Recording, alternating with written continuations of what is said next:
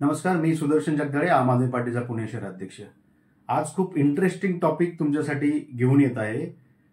जसं की आपण बघतो की तुमच्या माझ्या कराच्या पैशातून खूप मोठ्या मोठ्या शाळा उभा केल्या जातात आणि त्या शाळा, सरकारी शाळा कालांतरानं तिथं मेंटेनन्स न केल्यामुळं किंवा त्याच्याकडे दुर्लक्ष केल्यामुळं किंवा तिथलं शिक्षक भरती न केल्यामुळं त्या शाळा अशा वीक केल्या जातात किंवा ते निरुपयोगी केल्या जातात। मग आम्ही काय करतो की आपल्याला जे प्रायव्हेट शाळा असतात, ज्या की याच नगरसेवकाच्या, आमदार, खासदार, मंत्री, संत्र्याच्या असतात, ज्यांनी सरकारी शाळा चांगले करणं गरजेचं असते, त्या शाळेतून काढून मुलं आपण प्रायव्हेट शाळेमध्ये टाकतो। पण आपलं नुकसान इथं असं आहे की आपल्या कराच्या पैशातून शाळा उभ्या केलेल्या असतात, पण त्या न चालवता हे प्रायव्हेटमध्ये शाळेत मुलांना टाकून आपण तिथं भरमसाठ फीस देतो।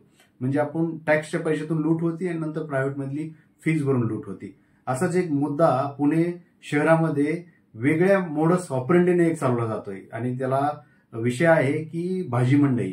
जवळपास 46 भाजी मंडई पुणे महानगरपालिकेच्या करातून उभा केलेल्या आहेत।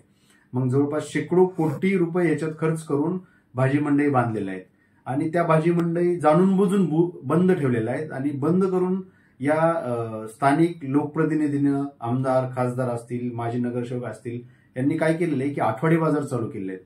म्हणजे कराच्या पैशातून उभा केलेली इमारत बंद पाडायची, आठवडी बाजार चालू करायचं आणि याच्यातून प्रत्येक विक्रेत्याकडून एक पैसे घ्यायचे। पुण्यामध्ये काही ठिकाणी 500, 600, 700 पर्यंत पैसे घेतले जातात आणि कोट्यवधी रुपयाची उलाढाल या माध्यमातून पुणे शहरामध्ये होत आहे। आम्ही जो कर भरतो त्याच्यातून आपल्याला सामान्य माणसाला एक ऊन, वारा, पाऊस आणि एक स्वस्तात भाजी मिळावं यासाठी आपण टॅक्स भरतो। ते पालिका यंत्रणाही उभा करते, पण नंतर तिथले नगरसेवक असतील, माजी नगरसेवक असतील किंवा अधिकारी असतील, यांच्या संगनमतानं ते बंद पाडलं जातं आणि आठवडे बाजार चालू केले जातात। याच्यामधून तुमची माझी खूप लूट होती।